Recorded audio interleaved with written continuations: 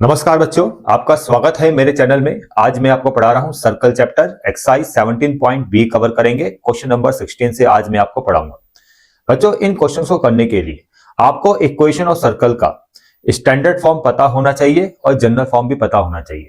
तो सबसे पहले इन दोनों फॉर्म्स को मैं आपको समझा देता हूं। देखो बच्चों, यहां पर इक्वेशन और सर्कल का स्टैंडर्ड फॉर्म बच्चों ये होता है x माइनस एच का whole square plus y minus k का whole square equal to r square, जहां पर h और k सेंटर के कोऑर्डिनेट्स होंगे। h, k सेंटर के कोऑर्डिनेट्स और r यहां पर रेडियस। जनरल फॉर्म बच्चों ये होता है इक्वेशन सर्कल का, जो यहां पर मैं लिख रहा हूं x square plus y square plus two g x plus 2fy plus c equal to 0। यह है इक्वेशन सर्कल का जनरल फॉर्म। और दोनों फॉर्म पर मैंने इससे पहले वाले वीडियोस में क्वेश्चन कराए हैं, वो वीडियोस आप मेरे जरूर देखिए। ठीक है, आपको बहुत अच्छी तरह समझ में आ जाएगा इन दोनों फॉर्म्स का यूज कैसे करना है। इस वाली एक्सरसाइज में 17.b एक्सरसाइज में हम अधिकतर क्वेश्चन में जनरल फॉर्म का ही यूज करेंगे। ठीक है, और 17.a एक्सरसाइज में हमने जितने भी क्वेश्चंस किए हैं वहां पर हमने स्टैंडर्ड फॉर्म का यूज किया है। ठीक है, तो दोनों फॉर्म का किस तरह से यूज करना है मैं इससे पहले वाले वीडियोस में बता चुका हूं, वो वीडियोस आप मेरे जरूर देख लेना। चलो अब आते हैं एक्सरसाइज के क्वेश्चन नंबर 16। बच्चों, ये इंपॉर्टेंट क्वेश्चन है, question number 16 very very important question, इसलिए आप इसको ढंग से समझना है। यहां पर आपको इक्वेशन और सर्कल फाइंड करना है। कंडीशन गिवन है कि जो सेंटर है वो y equal to 2y line में लाइज कर रहा है और सर्कल है वो पास कर रहा है इन दो पॉइंट से 2,0 और 4,0 से। सबसे पहले एक रफली डायग्राम बनाएंगे।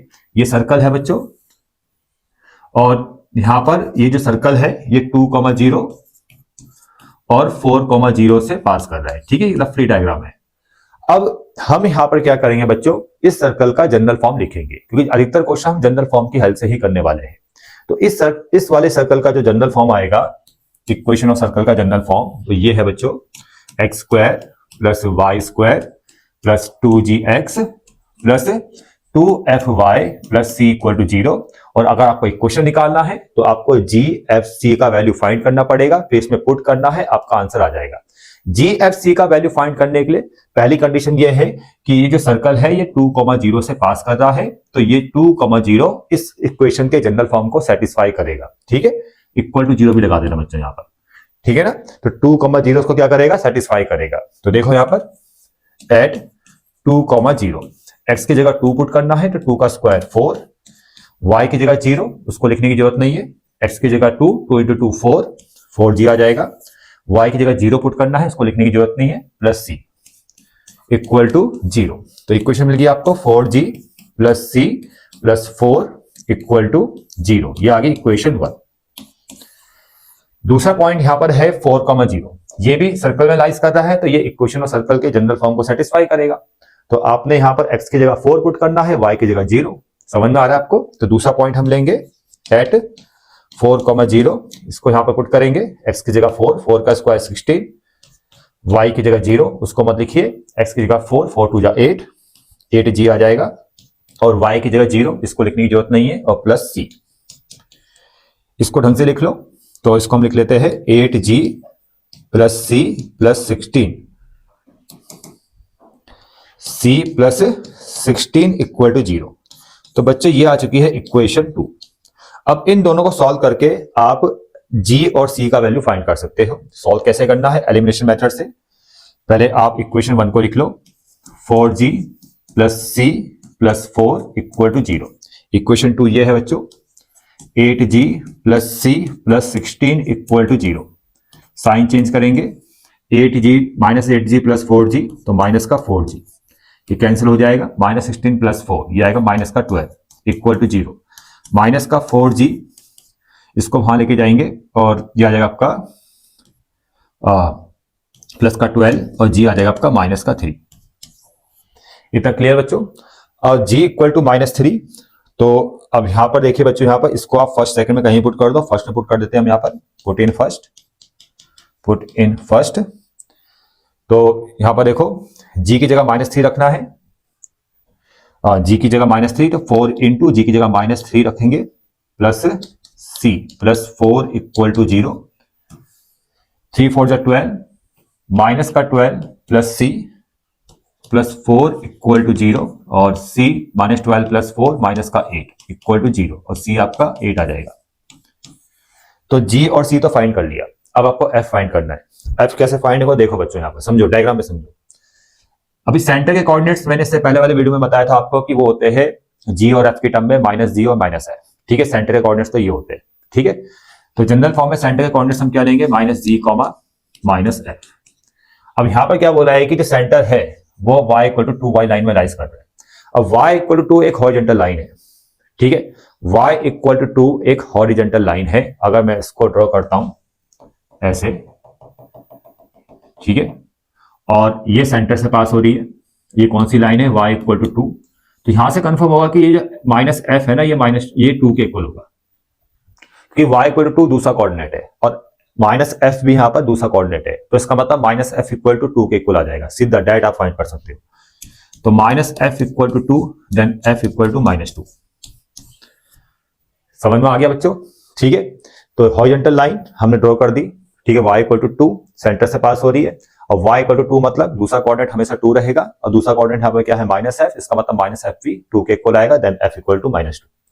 तो यहां पर आपने G भी फाइंड कर लिया है, F भी फाइंड कर लिया, C भी फाइंड कर लिया। अब इसको यहां पुट करेंगे, आंसर आ जाएगा। देखो बच्चों, यहां पर x स्क्वायर तो ऐसे रहेगा प्लस y स्क्वायर और प्लस 2g कितना है, -3। तो 2 के इंटू -3 से करेंगे तो यहां पर आ जाएगा 2 इंटू जी की जगह -3 इंटू एक्स और प्लस 2 इंटू एफ की जगह -2 है, -2 और y और c की जगह कितना है, 8 है बच्चों।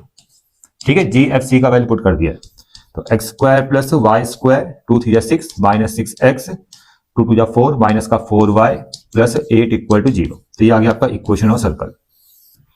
17 ये बच्चों इंपॉर्टेंट क्वेश्चन है और सेम वैसा ही क्वेश्चन इससे पहले वाला क्वेश्चन किया था। यहां भी आपको 2 पॉइंट्स गिवन है और सेंटर इस लाइन से पास कर रहा है। देखो क्वेश्चन को बड़े ढंग से पढ़ लेते हैं। Find the equation of circle, आपको इक्वेशन सर्कल फाइंड करना है। कंडीशन गिवन है कि जो सर्कल है वो इन 2 गिवन पॉइंट से पास कर रहा है और सर्कल का जो सेंटर है वो इस लाइन में लाइज कर रहा है। सर्कल का सेंटर इस लाइन में लाइज कर रहा है। तो कैसे करेंगे देखो बच्चों, यहां पर हम सबसे पहले एक रफली डायग्राम बनाएंगे। ये सर्कल आ गया, ये 2 पॉइंट से पास कर रहा है। ए पॉइंट आ गया -1 -2 और दूसरा पॉइंट है बी, मान लेते हैं इसको 4 -3। ठीक है, पहले इतना समझना है आपने। ठीक है ना, जो सेंटर वाला केस है जो इस लाइन में लाइज कर रहा है उसको बाद में समझेंगे। पहले सर्कल इन 2 पॉइंट से पास कर रहा है तो सर्कल का जो जनरल फॉर्म होगा आपको पता ही होगा। सर्कल का general form x square plus y square plus 2gx plus 2fy plus c equal to 0। ये इस सर्कल के इक्वेशन का जनरल फॉर्म है। तो ये 2 पॉइंट इसके जनरल फॉर्म को सेटिस्फाई करेंगे। ठीक है बच्चों, तो एक पहले हम ए पॉइंट लेंगे, एक ए पॉइंट जिसके कोऑर्डिनेट्स क्या है 1 -2 और सेटिस्फाई कराएंगे। एक्स की जगह 1 आएगा, 1 का स्क्वायर 1, वाई की जगह -2 आएगा तो -2 का स्क्वायर 4, एक्स की जगह 1 आ जाएगा तो 1 2 2 2g आ गया, वाई की जगह -2 2 2 4 माइनस का 4f plus c equal to 0। तो ढंग से लिखेंगे इसको 2g माइनस का 4f plus c 1 + 4 5 equal to 0। तो ये आ गया आपका इक्वेशन 1। दूसरा जो पॉइंट है वो है ये भी सर्कल में लाइज कर रहा है तो ये इस सर्कल के जनरल फॉर्म को सेटिस्फाई करेगा। तो टेक, अब आपने पॉइंट लेना है बी पॉइंट जिसके कोऑर्डिनेट्स क्या है 4 -3। ये भी इसके जनरल फॉर्म को सेटिस्फाई करेगा। तो x की जगह आपने 4 रखना है। ठीक है, x की जगह 4 रखो, 4 का स्क्वायर 60।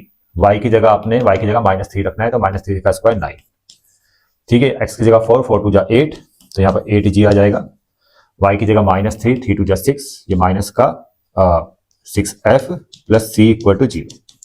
इसको ढंग से लिख लो 8g minus 6f plus c और 16 + 9 25 इक्वल टू 0।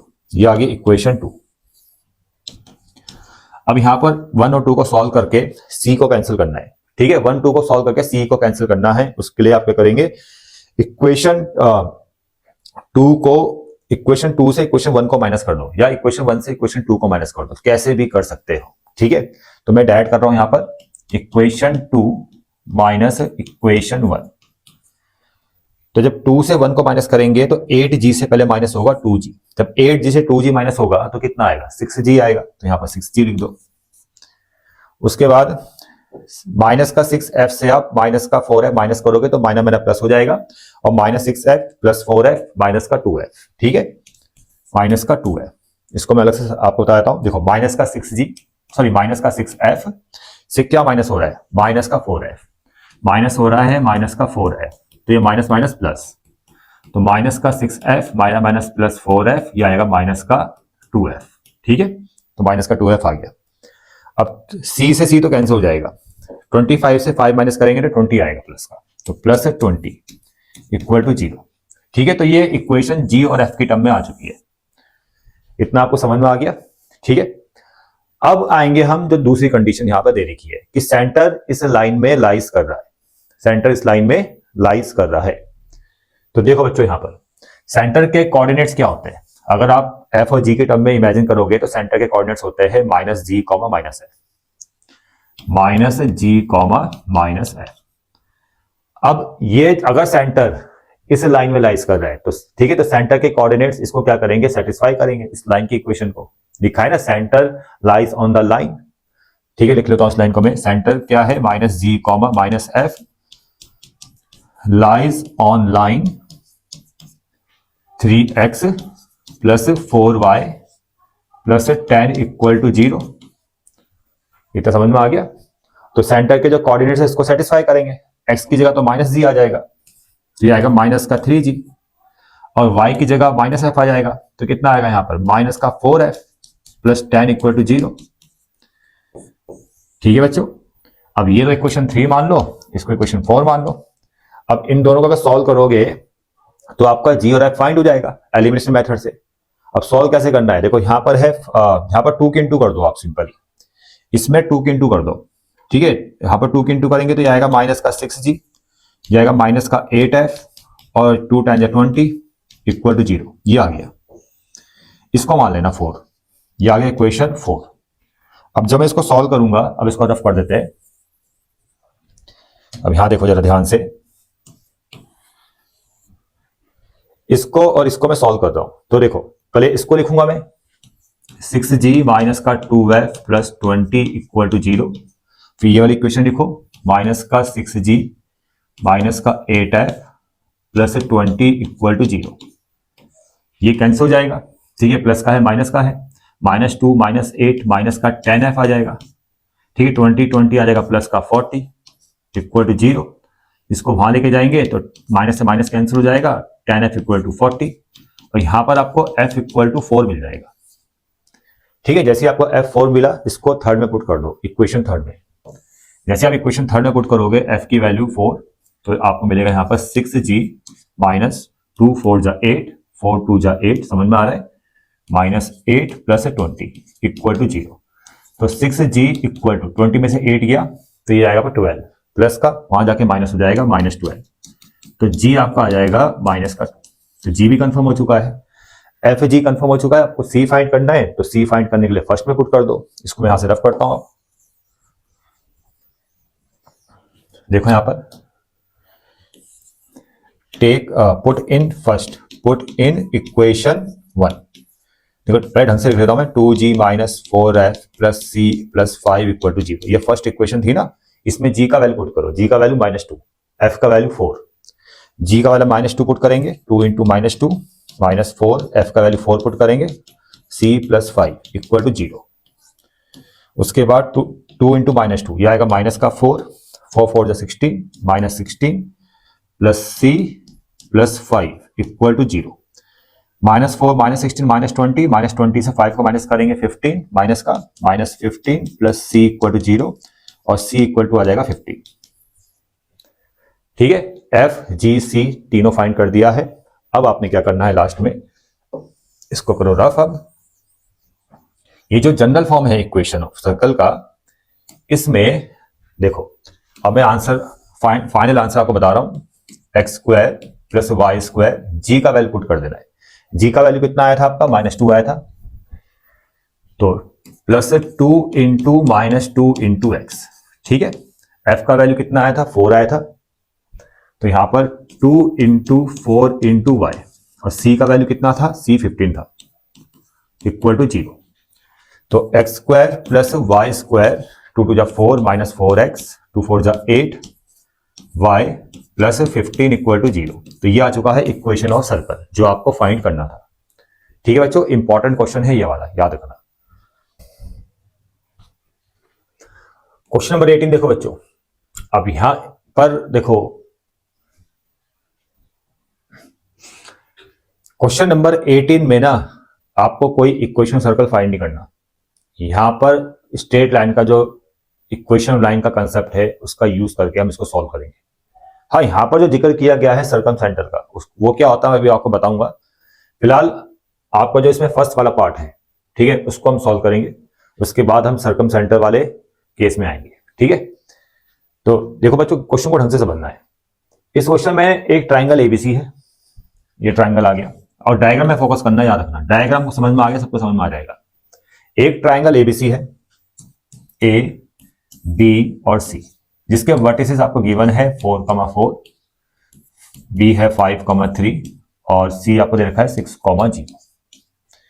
यहां पर फाइंड करना है equation of perpendicular bisector of a b. Perpendicular bisector देखो, जैसे ये आ गया, ये एक परपेंडिकुलर बाइसेक्टर आ गया ए बी का। अब परपेंडिकुलर बाइसेक्टर क्या कर रहा है, वो ए बी पे 90 बना रहा है और साथ साथ इसको बाइसेक्ट भी कर रहा है। तो ये अगर एम पॉइंट पे बाइसेक्ट कर रहा है तो एम पॉइंट ए बी का मिड पॉइंट होगा। ठीक है, ये जो आप येलो कलर में आपको लाइन नजर आ रही है ना, ये परपेंडिकुलर बाइसेक्टर है ए बी का। तो इसका इक्वेशन आपको फाइंड करना है। ठीक है, अब ये मत सोचना कि ये इस वर्टेक्स सी को मिलेगा, इससे कोई मतलब नहीं है, मिल भी सकता नहीं मिल सकता, और इसके बारे में सोचना ही नहीं आपने। ठीक है, बस आपने फोकस यहां रखना है। आपको इस परपेंडिकुलर बाइसेक्टर का इक्वेशन निकालना है, जिसको मैं स्मॉल एल से डिनोट करता हूं। ठीक है, या L1 ले लेते, चलो L1 ले लेते। तो पहले केस में L1 इज परपेंडिकुलर बाइसेक्टर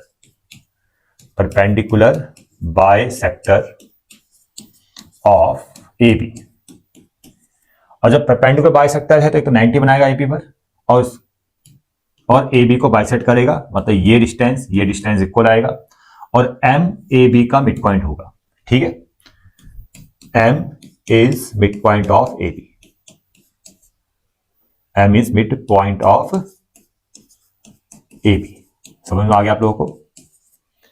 ठीक है, ये जो L1 परपेंडिकुलर बाइसेक्टर है वो ए बी को बाइसेक्ट कर रहा है एम पॉइंट पे, ठीक है ना, और एम पॉइंट पे ही 90 बन रहा है, तो एम यहां पर ए बी का मिड पॉइंट होगा। अब आपको समझ में आ गया होगा। तो मुझे इसका इक्वेशन निकालना है। देखो, जो इक्वेशन निकालने के लिए आप स्लोप पॉइंट फॉर्म का यूज करोगे, उसके लिए आपको परपेंडिकुलर बाइसेक्टर का स्लोप फाइंड करना पड़ेगा, और एक पासिंग पॉइंट चाहिए। पासिंग पॉइंट तो यहां पर एम पॉइंट मिल जाएगा आपको। एम पॉइंट यहां क्या बनेगा, x1 y1, जो पासिंग पॉइंट होता है। अगर आपको फॉर्मूला याद होगा, मैं यहां लिख लेता हूं। देखो, इक्वेशन ऑफ परपेंडिकुलर बाइसेक्टर या इक्वेशन ऑफ लाइन का जो फॉर्मूला हम लिखते हैं यहां पर, वो होता है y minus y1 equal to m x minus x1। ये फॉर्मूला होता है ना। तो आपको पहले चाहिए passing point x1 y1।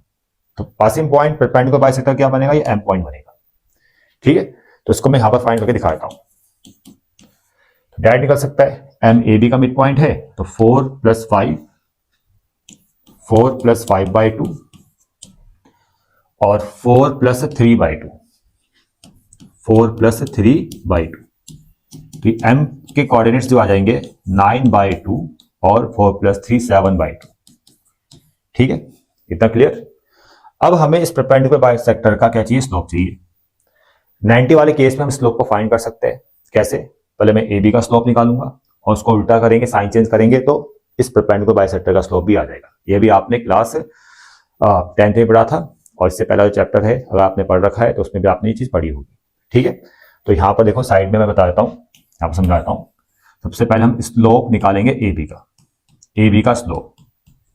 Formula क्या होगा, y2 minus y1, 4 minus 3 by x2 minus x1, 4 minus 5। तो 4 माइनस 3 1 आएगा, 4 माइनस 5 माइनस 1 आएगा, ये आएगा माइनस का 1। ठीक है, और स्लोप ऑफ परपेंडिकुलर बाइसेक्टर यानी L1, ये कितना आ जाएगा, इसको उल्टा कर देंगे और साइन चेंज कर देंगे। ठीक है, जब दो लाइन आपस में इंटरसेक्ट करती है और 90 डिग्री एंगल बनता है, एक का स्लोप अगर m है तो दूसरे का होता है -1/m। ठीक है, ये आपने पढ़ ही रखा होगा सब में। तो इसका स्लोप है -1 AB का, तो L1 का स्लोप कितना आ जाएगा, उसका उल्टा साइन चेंज करेंगे 1 आ जाएगा बच्चों। ठीक है, तो स्लोप भी आपने फाइंड कर लिया है। तो यहां पर आपने इस वाले फॉर्मूले में y1 की जगह तो आपने ये रखना है, क्योंकि यही आपका x1 y1 बनेगा, यही पासिंग पॉइंट है L1 के लिए। तो y1 की जगह तो आ जाएगा 7/2, m की जगह 1 आ जाएगा, और x माइनस x1 की जगह आ जाएगा 9/2। इसको सॉल्व करते हैं, इसकी इंटू इससे करेंगे 2y माइनस 7 इक्वल टू, इसकी इंटू इससे करेंगे 2x माइनस 9, और 2 से 2 क्या हो जाएगा, कैंसिल हो जाएगा।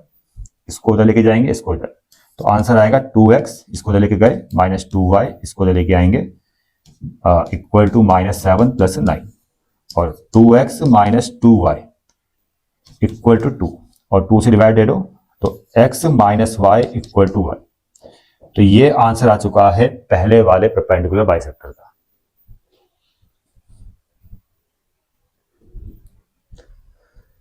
ठीक है बच्चों, इतना आपको समझ में आ गया।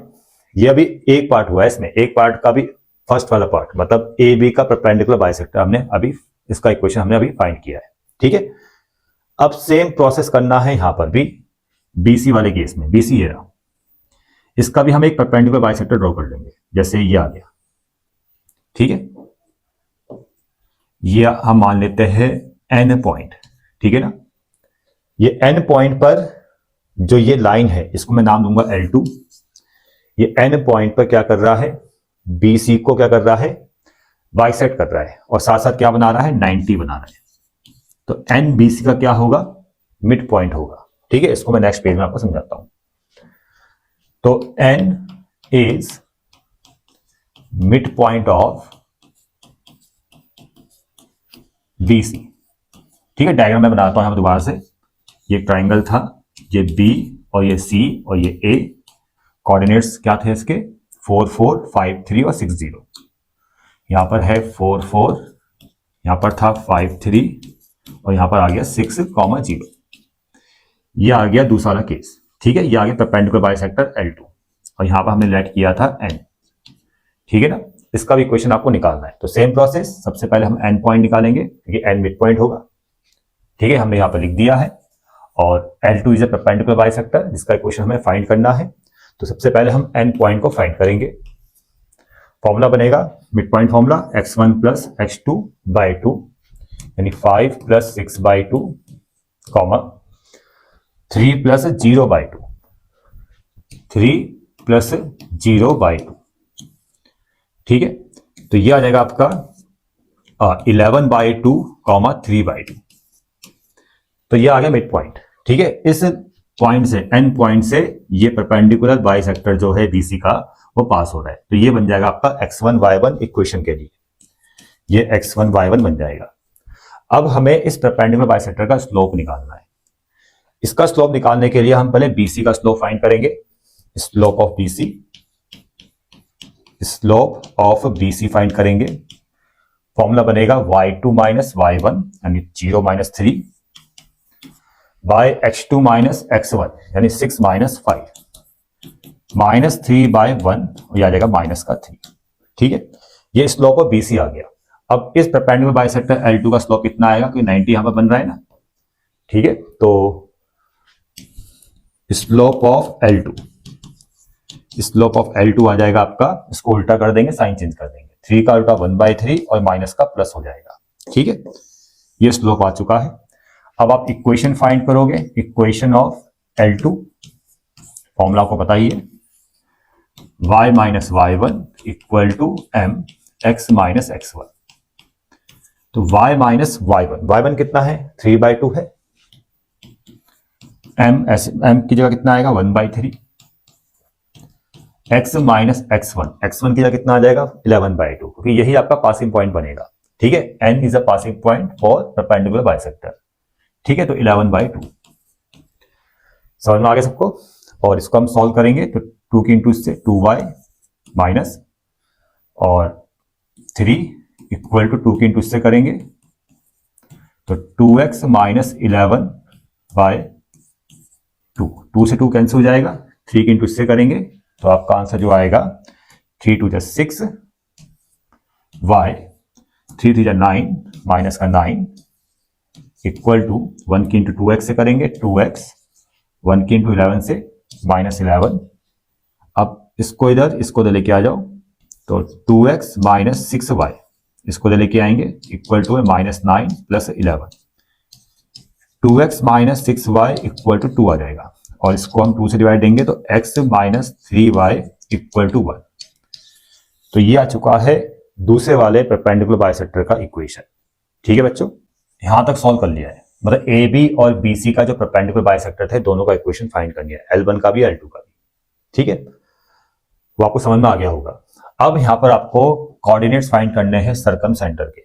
अभी सर्कम सेंटर क्या होगा, इन दोनों परपेंडिकुलर बाइसेक्टर का पॉइंट ऑफ इंटरसेक्शन, ये होगा सर्कम सेंटर। ठीक है ना बच्चों, सर्कल सेंटर होता क्या है वो भी आपको समझाऊंगा। फिलहाल अभी आप ये जो दो परपेंडिकुलर बाइसेक्टर्स आए हैं, जो इनकी इक्वेशंस आई है, उनको सॉल्व करके ये पॉइंट P मान लेते हैं, इसको आप फाइंड करोगे। ठीक है, तो यहां पर देखो, इसको मैं करता हूं रफ।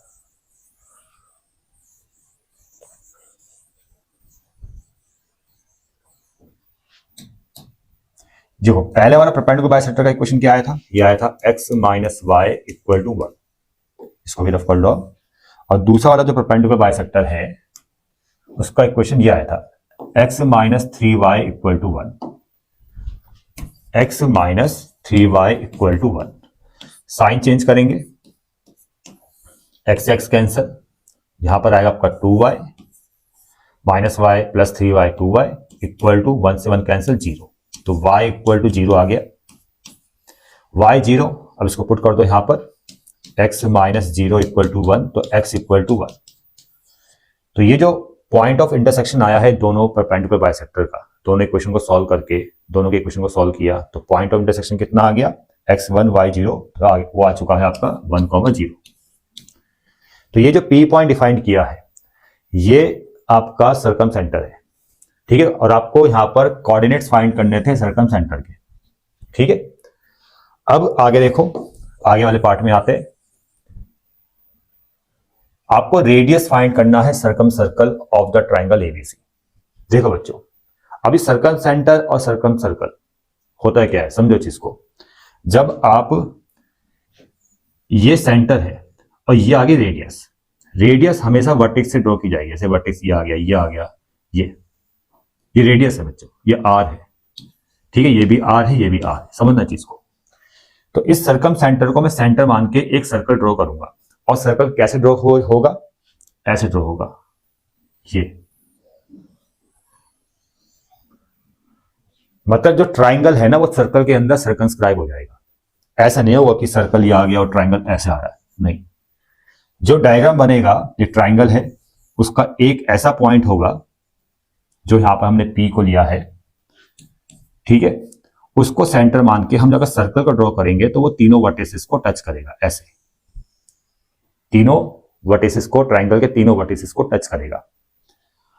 ठीक है बच्चों, और वो जो ट्राइंगल है वो क्या हो जाएगा, सर्कल के अंदर सर्कमस्क्राइब हो जाएगा। ठीक है, तो वो जो पॉइंट होता है सेंटर पॉइंट, उसको बोलते हैं हम सर्कम सेंटर। ठीक है, तो यहां पर ये जो P पॉइंट आया है ना, ये सर्कम सेंटर है। और जिसकी रेडियस है, रेडियस क्या होगी, वर्टेक्स और सेंटर को मिलाओ, ये रेडियस है, ये भी रेडियस है, और ये भी क्या है, रेडियस है।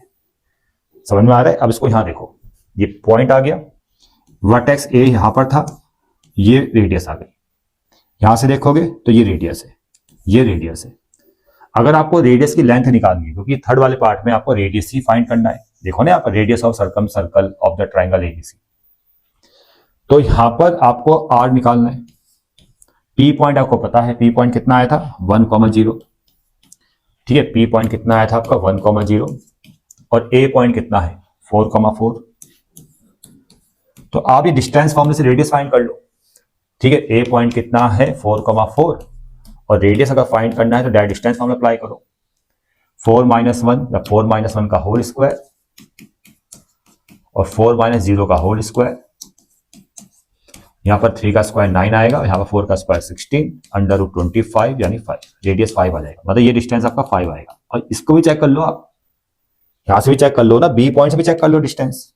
बी कितना था आपका, बी था 5,3, बी था 5,3, यहां से भी चेक कर लो। देखो रेडियस निकालो इस वाले केस में, पी बी के वाले केस में 1 - 5 का होल स्क्वायर रूट के अंदर, डिस्टेंस फॉर्मूला सभी को आता है ना अप्लाई करना, डायरेक्ट कर रहा हूं मैं, 1 - 5 का होल स्क्वायर और यहाँ पर 0 है, 0 - 3 का होल स्क्वायर, 0 - 3 का होल स्क्वायर, तो कितना आ जाएगा ये आपका 4 का स्क्वायर -4 का स्क्वायर 16 -3 का स्क्वायर 9, तब भी कितना आ रहा है 25, 25 का 5। देखो यहां से भी 5 आ रहा है, सी से भी चेक कर लेना, वहां से भी 5 आएगा, चेक कर सकते हो। सी पॉइंट कितना है 6,0, चेक कर लेना, ये भी आपका 5 आएगा। समझ में आ गया। वैसे एक रफली डायग्राम है, लेकिन जो यहाँ पर बेसिक चीजें है, जो कंसेप्ट आपको समझाना था वो आपको समझ में आ गया होगा। ठीक है, पहले तो आपको परपेंडिकुलर बाइसेक्टर का इक्वेशन कैसे निकलना है वो आपको समझ में आया होगा। फिर उसमें आपको सर्कम सेंटर क्या होता है, दोनों परपेंडिकुलर बाइसेक्टर का जो पॉइंट ऑफ इंटरसेक्शन है वो सर्कम सेंटर होगा। ठीक है, सर्कम सेंटर ये रहा। सर्कल सेंटर क्या होता है कि उसको सेंटर मान के अगर सर्कल ड्रॉ करोगे तो वो ट्रायंगल के तीनों वर्टिसेस से पास होगा, जैसे मैंने अभी आपको बताया। ठीक है, तीनों वर्टिसेस से पास होगा सर्कल। ठीक है, और रेडियस एक वर्टेक्स और सेंटर के बीच का डिस्टेंस, ये रेडियस आ गया। जब कोई भी एक वर्टेक्स और सेंटर के बीच का डिस्टेंस, समझ में आ रहा है। तो ये चीजें आपको समझना बहुत जरूरी है, बेसिक चीजें हैं। यहाँ पर हमने कोई इक्वेशन सर्कल नहीं फाइंड किया है, लेकिन जो बेसिक कंसेप्ट समझा है ना वो काफी इंपॉर्टेंट था। ठीक है बच्चों, तो आई थिंक आपको चीजें समझ में आई होगी। आगे बढ़ते हैं। क्वेश्चन नंबर 19 देखो बच्चों, इस क्वेश्चन को अगर ढंग से पढ़ना है, डायग्राम बनाना है, तब जाके आपको बहुत अच्छा समझ में आएगा। क्वेश्चन नंबर 19 में the radius of a circle is 5 units and it touches the circle this externally at a point 5,5। देखो बच्चों, यहाँ पर दो सर्कल्स है। एक सर्कल तो यह आ गया जिसका रेडियस आपको दे रखा है 5। ठीक है, रेडियस कितना है इसका 5, और ये इसका सेंटर आ गया, इसके सेंटर को मैं C1 मान लेता हूं। ठीक है, एक दूसरा सर्कल है जिसका इक्वेशन दे रखा है, मान लो ये दूसरा सर्कल ये आ गया और वो टच कर रहा है पहले वाले सर्कल को, मतलब जिसका रेडियस 5 है उसको वो टच कर रहा है।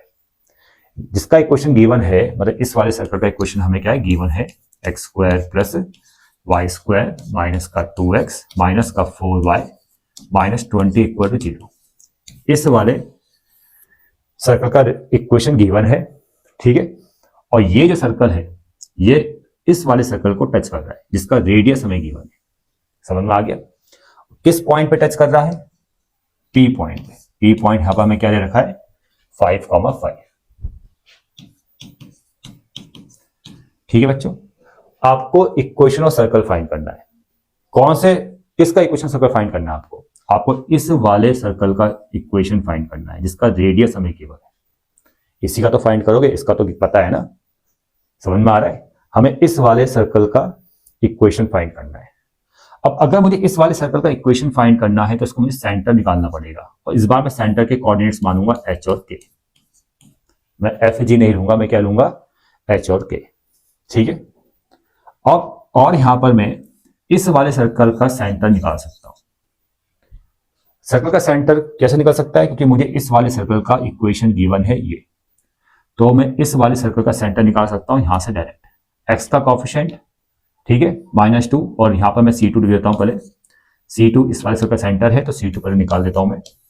x का कोएफिशिएंट -2 को -2 से डिवाइड दो तो 1 आ जाएगा, पहला कोऑर्डिनेट सेंटर का। y का जो कोएफिशिएंट -4 है उसको -2 से डिवाइड दो तो ये आ जाएगा आपका 2। इस तरह से आप सेंटर के कोऑर्डिनेट्स निकाल सकते हो जनरल फॉर्म से। ठीक है, ये सब मैंने इससे पहले वाले वीडियो में बता रखा है। अगर किसी को नहीं पता तो आप मेरा सबसे पहले वाले वीडियोस देख लेना, आपको ये सारे कंसेप्ट क्लियर हो जाएंगे। ठीक है, तो ये वाला सर्कल है, इसके सेंटर के कोऑर्डिनेट्स कितने आ गए 1,2। और अब मैं इसकी रेडियस निकालता हूं। ठीक है ना, इसकी मैं रेडियस फाइंड करता हूं। देखो बच्चों, रेडियस इसका कैसे फाइंड होगा, रेडियस कैसे फाइंड होगा, देखो रेडियस का जो फॉर्मूला होता है वो होता है यहाँ पर h² + k² - c। ठीक, h यहां पर क्या है, इस वाले केस में h ये है और k ये है। ठीक है, इस वाले केस में तो 1 का स्क्वायर 1, k मतलब 2 का स्क्वायर 4, और c मतलब कांस्टेंट -+20 इक्वल टू 1 + 4 + 20, यह आ जाएगा आपका 25 और 25 का 5। ठीक है बच्चों, तो यहां पर इस वाले केस में रेडियस आपका 25 आ चुका है। इसको मैं कैपिटल R लिख लेता हूं। चलो, ये आ गया कैपिटल R। फॉर्मूले में ऐसे f और g आता है, f² g² भी आता है, लेकिन मैं h k भी आप ले सकते हो। ठीक है ना, तो इस वाले सर्कल का रेडियस कितना आ गया, कैपिटल आर आ गया 5, ये भी 5 है और ये भी 5 है। ठीक है, आगे समझ में। अब देखो, अब ध्यान से देखो बच्चों, ये सर्कल जब एक्सटर्नली टच कर रहा है इसको, तो इसको देखो बच्चों, ये दिखाई दे रहा है आपको, ये एक लाइन सेगमेंट बन जाती है।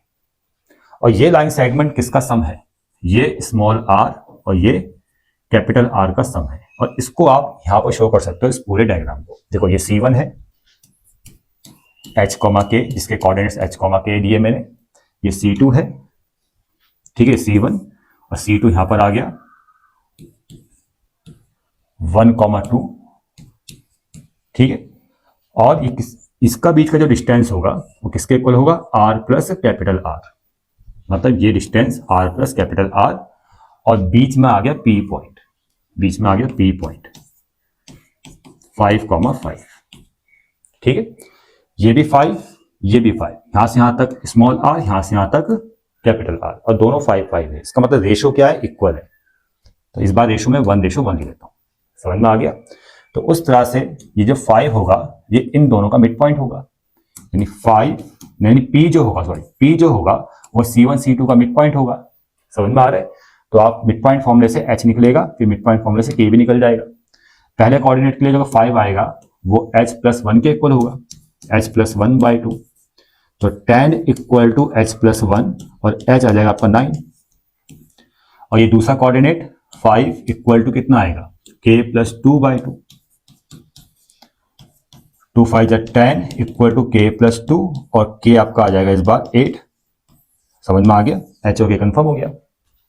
इतना क्लियर बच्चों। मैंने मिड पॉइंट क्यों लिया है, क्योंकि ये आपका R 5 था, यहाँ भी कैपिटल R 5 था, और ये इक्वल डिस्टेंस है, फिर तो रेशो क्या आ जाएगा 1:1, तो इसका मतलब P C1 C2 का मिड पॉइंट होगा। समझ में आ रहा है ना। तो इससे आपने HK फाइंड कर लिया। अब इस वाले सर्कल का सेंटर कंफर्म हो चुका है, ठीक है, इसको रफ कर लेते हैं अब। इस वाले सर्कल का सेंटर कंफर्म हो चुका है HK, ठीक है, रेडियस हमें पता है। तो यहां पर मैं स्टैंडर्ड फॉर्म का यूज करूंगा। स्टैंडर्ड फॉर्म सर्कल का ये होता है बच्चों, ठीक है, ये भी मैंने आपको पहले पढ़ा रखा है। तो x माइनस एच की जगह आप क्या रखोगे, 9 रखोगे, होल स्क्वायर, y माइनस के की जगह 8 आएगा, r की जगह रेडियस कितना है इस वाले सर्कल का 5 है, x square plus 81 plus minus 18x, y square plus 64 minus 8 2 जा 16y इक्वल टू 5 का स्क्वायर यानी 25। तो x square plus y square minus का 18x माइनस का 16y, और इसमें इसको हम सॉल्व करेंगे 81 और 64, तो ये आएगा 8 और 80 और 60 कितना होता है आपका 140, और 4 प्लस 1 145, 145 से 25 को अगर माइनस करेंगे तो 120 आएगा। तो पूरा इसको सॉल्व करेंगे तो 120 आ जाएगा। इस कांस्टेंट और ये कांस्टेंट को सॉल्व करके 120 आएगा इक्वल टू 0। तो बच्चों ये आपका आंसर आ चुका है, ठीक है ना। क्वेश्चन नंबर 20, इस क्वेश्चन का हिंट बुक में है, उसका डायग्राम भी दे रखा है, वहां से भी आप समझ सकते हो, लेकिन मैं भी आपको फटाफट समझा देता हूं इस क्वेश्चन को। इस क्वेश्चन में इक्वेशन सर्कल गिवन है। देखो बच्चों, इक्वेशन सर्कल दे रखा है आपको यहाँ पर x square plus y square minus 2ax plus 2y equal to 0, ये इक्वेशन सर्कल आपको दे रखा है। और यहाँ पर लिखा है कि ये एक्स एक्सिस को कट कर रहा है ए पॉइंट पे, और एक ट्राइंगल को, इक्वल ट्राइंगल को ये सर्कमस्क्राइब कर रहा है, ठीक है। डायग्राम हिंट में दे रखा है, वहां से भी आप देख सकते हो, ठीक है। तो ट्राइंगल को सर्कमस्क्राइब कर रहा है with OA is a one side, O is a origin. तो आपको स्मॉल a का वैल्यू यहाँ पर फाइंड करना है, और इक्वल ट्राइंगल के वर्टेक्स भी आपको फाइंड करने हैं। यहाँ पर क्वेश्चन को ढंग से पढ़ लेना। इसको डायग्राम में समझ लेते हैं, बहुत ही आसान क्वेश्चन है। देखो बच्चों, जैसे ये आपके पास एक्स एक्सिस और ये वाई एक्सिस, सर्कल जो पास हो रहा है ऑरिजिन से पास हो रहा है। अब इसका आपको कैसे पता चल रहा है कि ऑरिजिन से पास हो रहा है, उसके दो तरीके हैं।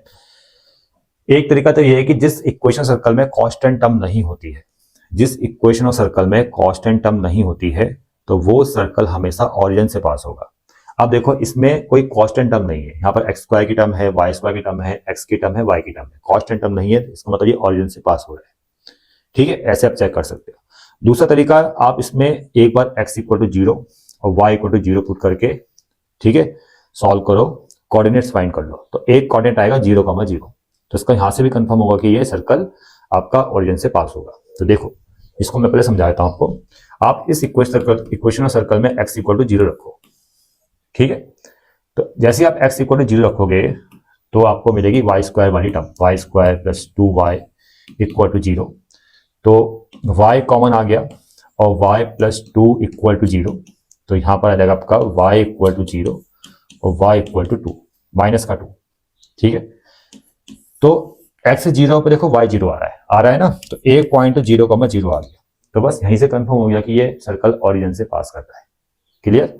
लेकिन दूसरा पॉइंट कितना आ जाएगा यहाँ पर 0,-2, ये y एक्सिस में यहां कट होगा। अभी डायग्राम बनाऊंगा समझ में आ जाएगा आपको। अब यहां पर आप y इक्वल टू 0 भी रखो, y 0 में x की टर्म मिलेगी x square minus 2ax equal to 0, क्योंकि y की टर्म 0 हो जाएगी। x कॉमन आएगा तो x minus 2a equal to 0, x equal to 0 और x इक्वल टू 2a। इतना समझ में आ गया। तो यहाँ पर जो x equal to 0 y equal to 0, तो यहाँ भी देखिए 0,0 एक पॉइंट मिल रहा है और x 2a y कितना है 0, दूसरा पॉइंट 2a,0 आ गया। तो डायग्राम जो बन रहा है हम मान लेते 2a यहाँ पर है, 2a,0 प्लस सर्कल ड्रॉ कर लो। चलो ओरिजिन से पास करेगा सर्कल ऐसे बनेगा, ये सर्कल आ गया, ठीक है। तो ये तो ओरिजिन से पास करेगा ही करेगा, 0,0 आ रहा है, 2a,0 और यहाँ पर ये जब आ जाएगा, ये आ जाएगा आपका 0,-2, 0,-2, इसको हम a, इसको b, और ये कितना था आपका o पॉइंट था, ठीक है, ये आपका o है। समझ में आ गया। ऐसे डायग्राम बन जाएगा। अब इस सर्कल के अंदर एक इक्विलेटरल ट्राइंगल, ठीक है, इक्विलेटरल ट्राइंगल है जिसका एक साइड OA है, OA दिखाई दे रहा है, ये मतलब ट्राइंगल ऐसे बन रहा है, ये आ गया इक्विलेटरल ट्राइंगल, ठीक है बच्चों, इतना क्लियर। यहां पर आपको ना a का वैल्यू निकालना है, बट ठीक है, value of a, small a निकालना है। अब जैसे आपका स्मॉल a फाइंड होगा ना, तो आप इक्विलेटरल ट्राइंगल के वर्टिसेस भी फाइंड कर लोगे, क्योंकि देखो इक्विलेटरल ट्राइंगल के 3 वर्टिसेस है, एक a, एक o, इसको c मान लेते हैं, तीसरा c आ गया, ठीक है। o तो पता ही है, इसमें कोई दिक्कत नहीं है, इसमें आपको a निकालना पड़ेगा, तो फाइंड करना ही करना है। अब जैसे ये फाइंड होगा ये भी फाइंड हो जाएगा। अगर मैं यहां से परपेंडिकुलर ड्रॉ करूं, आप देखो इस चीज को, इस वाले वर्टेक्स से, तो यहाँ पर 90 बनेगा, ठीक है, यहाँ पर 90 बनेगा, और बाई साइड भी होगा, क्योंकि एंगल पूरा, ये कितना होता है, पूरा 60, ये कितना है पूरा 60 डिग्री, ये भी 60 डिग्री, समझ में आ रहा है ना। तो ये कितना आ जाएगा आपका, ये आपका 30 आ जाएगा, इतना क्लियर। अब ये आधा हो जाएगा, यहां से यहां तक अगर 2a है तो ये a होगा और ये भी a होगा, समझ में आ रहा है, ठीक है, इतना क्लियर। और एक चीज आपको और नोटिस करनी है, यहाँ पर आपको यहाँ पर ये वाले लाइन तो नहीं, देखो ये यहां से यहां तक a है, तो यानी c का पहला कोऑर्डिनेट तो a आ गया, तो a आएगा। अब c का दूसरा कोऑर्डिनेट निकालने के लिए आपको ये लाइन निकालनी पड़ेगी, ये परपेंडिकुलर की लेंथ, ये आपका am आ जाएगा, ठीक है, cm आपको निकालना पड़ेगा, जिससे ये आपका दूसरा कोऑर्डिनेट भी डिफाइन हो जाएगा। अगर आपको कोऑर्डिनेट्स का अच्छा खासा नॉलेज है तो आपको चीजें समझ में आ रही होगी। आपको ये निकालना पड़ेगा। और अगर मैं cm का फॉर्मूला डिफाइन करूं, ये परपेंडिकुलर है cm स्क्वायर पाइथागोरस से, इस वाले ट्राइंगल को देखूं मैं, तो मुझे CO भी चाहिए होगा ना। फॉर्मूला क्या बनेगा इसका, cm square equal to CO square hypotenuse का स्क्वायर माइनस OM स्क्वायर, ये तो आएगा। तो CO आपको फाइंड करना पड़ेगा यहां पर, ठीक है। अब ये CO कितना है, देखो ये पूरा 2a है, एक लाइन तो ये आ रही है, तो ये भी तो 2a होगा, ये भी 2a होगा, इतना क्लियर। तो यहां पर आप यहां से देखोगे तो ये कितना आ गया आपका 2a का होल स्क्वायर माइनस OM कितना था a, ठीक है, यहां से यहां तक ये आ गया a का स्क्वायर, तो 4a square minus a square, तो कितना आ रहा है ये 3a स्क्वायर। तो cm कितना आ जाएगा भाई, cm तो √3a आ गया, तो इसका अगर ये आपका √3 आ गया तो ये तो है ना ओरिजिन से कितने डिस्टेंस पे नीचे है, तो माइनस में लिखा जाएगा ये √3a, इतना क्लियर। अब c कोऑर्डिनेट भी डिफाइन कर दिया आपको, देखो चीजें समझ में आ रही है, ठीक है बच्चों। अब यहां पर क्वेश्चन ये आता है कि a कैसे निकलेगा भाई, यहां पर आपको a निकालना है ना। अब a के लिए क्या कंडीशन बन सकती है,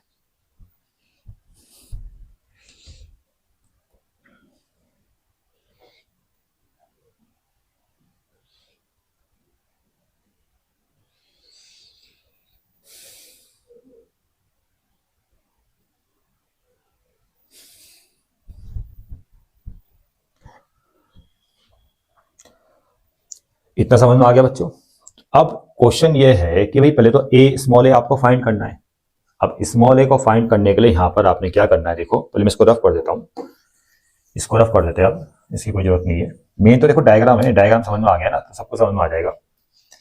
आप यहां से एक ट्राइंगल को, मतलब एक लाइन को, यहां लाइन सेगमेंट को ए और बी को मिलाना है, ए बी को मिलाना है इस तरह से। मतलब इसको मैं अलग से आपको बना के दिखाता हूं। देखो ये ओ, ये आ गया ए, ठीक है, ये आ गया सर्कल ऐसे, ये आ गया आपका बी पॉइंट। यहां से यहां तक डिस्टेंस कितना है, 2 है, तब ये पॉइंट कितना आ गया, 0,-2। ये आपने मिला दिया, ये बन गया था इक्विलेटरल ट्राइंगल, ऐसे तो बन रहा था, ठीक है। ये कितना था आपका, 2 है, समझ में आ रहा है। ये डिस्टेंस देखना, ये 2 है ना पूरा, ए और ए 2 आ गया। ये कोऑर्डिनेट्स कितना आया था, 2 है, 0। तो ये वाला आपने इसको मिला दिया। अब आपको पता है कि यहां पूरा बनता है 60, ठीक है। यहां पर पूरा कितना है, इक्वल ट्राइंगल 60 है, ये भी 60 है, ये भी, तो आधा जब बाइसेक्ट करेगा ये, तो ये 30 आ जाएगा, ये भी 30 आ जाएगा। मतलब इस वाले ट्राइंगल में, इस वाले ट्राइंगल फोकस करना है, इस वाले ट्राइंगल में ये 30, ये 90 रहेगा, तो ये 60 हो जाएगा, ठीक है। इतना तो आप वेट कर सकते हो, ठीक है ना। ये 90, ये 60, ये 30, कोई भी एक एंगल ले लो, जैसे मैं 30 ले लेता हूँ, चलो मैं 30 ले लेता हूँ। तो tan 30 इक्वल टू, फॉर्मूला क्या बनेगा, परपेंडिकुलर अपॉन बेस। 30 के सामने वाला परपेंडिकुलर, ये परपेंडिकुलर होगा, तो ये कितना था आपका, 2 था, तो 2 इज परपेंडिकुलर, और बेस क्या बनेगा, 2 है, 2 इज अ बेस। 2 से 2 कैंसिल, और tan 30 की वैल्यू कितनी आ गई, 1/√3, 1/a, और a कितना आ गया, √3। दो कंफर्म हो गया, ठीक है। तो आपने इस वाले ट्राइंगल में, ये ट्राइंगल आपने लेना है, यहाँ पर ये एंगल आधा हो जाएगा 30 डिग्री, और tan 30 से आपने परपेंडिकुलर अपॉन बेस, परपेंडिकुलर यहाँ पर कितना था, यहाँ से लेके यहाँ तक 2 है, and base is 2 is perpendicular and base is 2 है, ठीक है। तो tan 30 इक्वल टू 2/2 है, एंड a इक्वल टू √3। ए जैसे कंफर्म हुआ, आप यहाँ पुट कर दो। तो जैसे आपने यहाँ पुट किया a को, तो a के वर्टेक्स कितना आएंगे, a की जगह यहाँ पर √3, 2√3,0। क्लियर, समझ में आ गया। पहला को a वर्टेक्सेस तो ये आ गया, ठीक है। आपको वर्टेक्सेस भी फाइंड करने ना, a तो फाइंड हो गया, अब वर्टेक्सेस फाइंड करने। c कितना आएगा, a की जगह √3, और यह था -√3a, तो a की जगह √3, 3 माइनस का 3, c आ जाएगा। और तीसरा वर्टेक्स क्या था इक्विलेटरल ट्रायंगल का, o, वो तो दे ही रखा है, o तो 0,0। समझ में आ गया बच्चों। तो यहां पर जो फोकस करना था वो डायग्राम में फोकस करना था। अगर चीजें समझ में आई है तो अच्छी बात है, अगर नहीं आई तो बता देना, दोबारा से अलग से वीडियो में बना दूंगा इसके लिए। अब इस वाली एक्सरसाइज में कुछ क्वेश्चन नए ऐड हो रखे, जिनके पास पुरानी बुक है, लास्ट ईयर तक के एडिशन में ये 2 क्वेश्चन आपको नहीं मिलेंगे। लास्ट ईयर के एडिशन में 21 तक ही क्वेश्चन है, लेकिन जो इस साल की नई बुक है इसमें 2 नए क्वेश्चन है, 22 और 23। तो 22, 23 कैसे सॉल्व किए जाएंगे अभी मैं आपको समझा देता हूं। तो देखो 22 क्वेश्चन में लिखा है यहां पर कि find the equation of circle concentric with the circle and has double it's area. देखो बच्चों पहले डायग्राम में समझो, एक सर्कल ये है जिसका इक्वेशन हमें फाइंड करना है, और दूसरा सर्कल है उसके साथ कॉन्सेंट्रिक वाला। अब कॉन्सेंट्रिक वाला कंसेप्ट आपको पता ही होगा कि दोनों के सेंटर कॉमन होंगे, यानी सेम होंगे, ठीक है। तो ये जो दूसरा सर्कल है ना अंदर वाला, इसका इक्वेशन हमें दे रखा है, ठीक है ना। इसका इक्वेशन हमें गिवन है, और वो क्या दे रखा है, x² plus y² minus 6x plus 12y plus 15 equal to 0, ठीक है। इसका इक्वेशन हमें गिवन है, और आपको इस वाले बड़े वाले सर्कल का एरिया आपको फाइंड करना है। एरिया मतलब सॉरी एरिया नहीं, इक्वेशन फाइंड करना है। तो देखो बच्चों, इस वाले सर्कल का अगर मुझे इक्वेशन फाइंड करना है तो मैं यहां पर स्टैंडर्ड फॉर्म का यूज करूंगा। फॉर्मूला होगा x माइनस एच का whole square plus y minus k का whole square equal to r²। और मुझे एच के और रेडियस कंफर्म होना चाहिए। एच के मुझे इस इक्वेशन से मिल जाएगा, क्योंकि दोनों सर्कल्स का सेंटर सेम है। कॉन्सेंट्रिक वाला केस में सेंटर सेम होता है। इसका सेंटर देखो, इस गिवन सर्कल का सेंटर कितना आएगा, आप खुद दिमाग लगाओ। इसका सेंटर कितना आ जाएगा, डायरेक्ट निकाल दो। सेंटर आ जाएगा इसका -6 को डिवाइड दो -2 से तो ये आपका 3 आएगा, और 12 को डिवाइड दो -2 से तो ये आपका -6 आ जाएगा। तो सेंटर कितना आ गया, 3, -6। समझ में आ गया। तो यानी h की जगह तो मुझे क्या रखना है, 3 रखना है, सेंटर के कोऑर्डिनेट्स में 3 का होल स्क्वायर, और y की जगह मुझे k रखना है -6, तो -+6 का होल स्क्वायर। अब मुझे r को कंफर्म करना है, ठीक है, रेडियस को कंफर्म करना है। तो मैं कैपिटल में लिख लेता हूं यहां पर, ये कैपिटल R, ठीक है, कैपिटल R मुझे फाइंड करना है। तो रेडियस फाइंड करने के लिए कंडीशन क्या है, इसमें लिखा है कि जिसका इक्वेशन हमें फाइंड करना है, कॉन्सेंट्रिक सर्कल, वो गिवन सर्कल का एरिया का डबल है। मतलब जिसका इक्वेशन निकालना है उसका एरिया वो गिवन सर्कल के एरिया का डबल है। तो इसको मैं लिख लेता हूं यहां पर, देखो गिवन क्या है, एरिया ऑफ रिक्वायर्ड सर्कल, ऐसे लिखो, ठीक है। वो 2 टाइम मतलब डबल है area of given circle, area of given circle, ठीक है। एरिया का जो फॉर्मूला होता है वो क्या होता है, πr²। यहां भी एरिया ऑफ रिक्वायर्ड सर्कल में क्या बनेगा, एरिया ऑफ रिक्वायर्ड सर्कल का फॉर्मूला क्या बनेगा, यहां भी πR², क्योंकि जो रिक्वायर्ड सर्कल है उसका रेडियस मैंने क्या लेट किया है, कैपिटल R। तो मुझे सिर्फ कैपिटल R तो चाहिए, इस वाली कंडीशन से मिल जाएगा, पाई से पाई कैंसिल, बस मुझे स्मॉल r मतलब रेडियस ऑफ गिवन सर्कल निकालना पड़ेगा। और रेडियस ऑफ गिवन सर्कल क्या होता है, इसका स्क्वायर, ये h मान लो, अगर ये k मान लो तो इसका स्क्वायर, यानी फॉर्मूला होगा h² + k² - c। h की जगह 3 का स्क्वायर 9, k की जगह -6 का स्क्वायर 36, और c की जगह 15, कितना आ रहा है 3609, यह आ जाएगा आपका 45, 45 से 15 गए 30, 30 √30 आ जाएगा। और r का स्क्वायर यहां पुट करेंगे 30 बन जाएगा, तो कैपिटल R² कितना आ जाएगा, 2 × √30 का स्क्वायर 30, यानी कैपिटल R² = 60। बस कैपिटल R² भी मिल गया। ये सीधा वैल्यू आपने यहां पुट करना है और आपका आंसर आ जाएगा। समझ में आ गया। कंडीशन क्या गिवन थी कि बड़े वाला जो सर्कल है, रिक्वायर्ड सर्कल है, उसका एरिया गिवन सर्कल के एरिया का डबल है। उसको मैंने यहां लिख दिया है, और एरिया डिफाइन होता है, फॉर्मूला लिख दिया है, πr²। बड़े वाले सर्कल का रेडियस कैपिटल R था जो हमें फाइंड करना था, छोटे वाले सर्कल का रेडियस मैंने निकाल दिया इस वाली इक्वेशन से। सेंटर पता था, C पता था, रेडियस निकल गया। चीज समझ में आ रही है।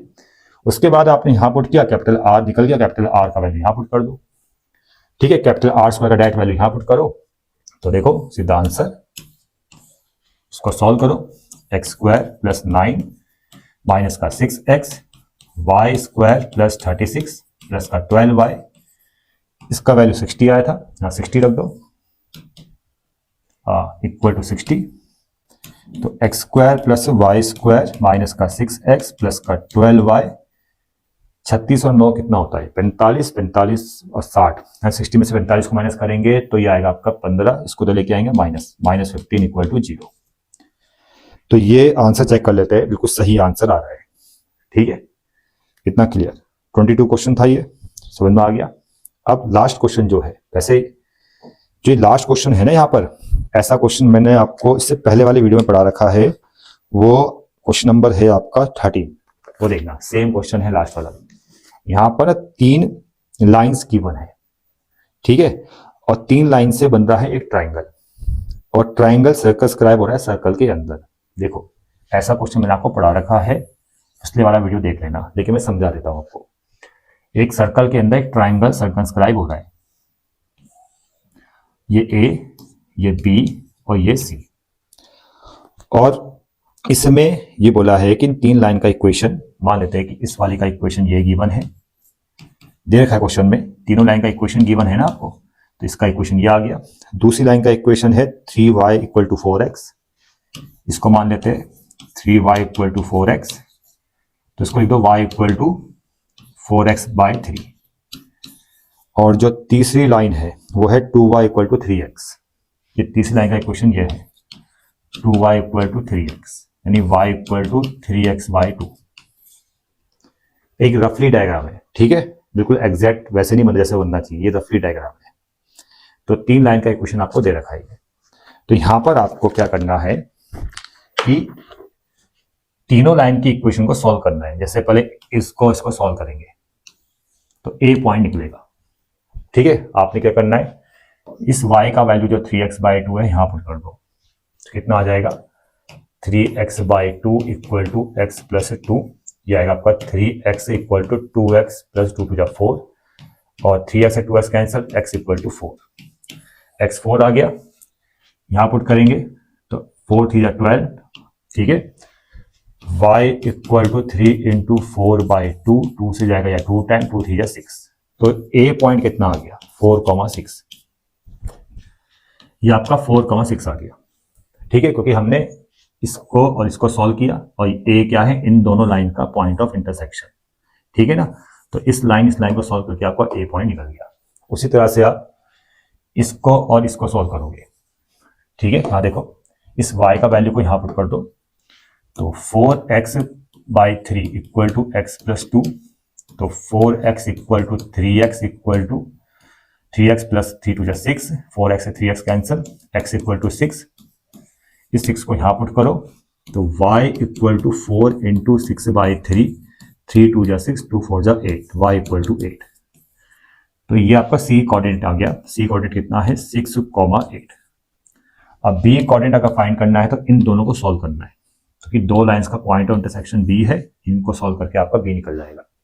देखो ये भी y है, ये भी y है, दोनों को इक्वल लेके चलेंगे, यानी 4x/3 equal to 3x/2, 3x/2। अब ऐसे केस में देखो 2 4 जा 8x, 3 3 जा 9x, 9x 8x, यानी x इक्वल टू 0 आ जाएगा। x 0 है तो y भी, x की 0 यहाँ पुट करो, y 0 या यहाँ पुट करो, x 0 तो y 0, तो b पॉइंट कितना आ रहा है 0,0, ठीक है। और ये मैंने आपको पहले बताया रफली डायग्राम है, ठीक है। अगर एग्जैक्ट डायग्राम बनाना है फिर आपको एक्सिस के साथ एक्सिस ड्रॉ करनी पड़ेगी, पॉइंट प्लॉट करने पड़ेंगे, तो जाके एग्जैक्ट डायग्राम बनेगा, ठीक है। उसकी जरूरत नहीं है, आपको इसमें समझ में आ जाएगा। अब यहाँ पर हमें क्या करना है, इक्वेशन और सर्कल का जनरल फॉर्म लिखकर तीनों पॉइंट को सेटिस्फाई करेंगे और तब आपका आंसर आ जाएगा। और ऐसे क्वेश्चंस मैंने पहले वाली वीडियो में काफी सारे करा रखे, ठीक है, वो देख लेना आप। अगर वो आपने देख लिया या क्वेश्चन नंबर 13 देख लेना, सेम ऐसा ही क्वेश्चन है, तो ये आपको 100% समझ में आ जाएगा, ठीक है बच्चों। तो ये एक्सरसाइज कंप्लीट होती है, ठीक है ना। तो नेक्स्ट वाली एक्सरसाइज बाद में हम कवर करेंगे। आज के लिए इतना ही, धन्यवाद। अगर वीडियो आपको पसंद आए तो चैनल को सब्सक्राइब कीजिए, वीडियो को लाइक एंड शेयर भी कीजिए।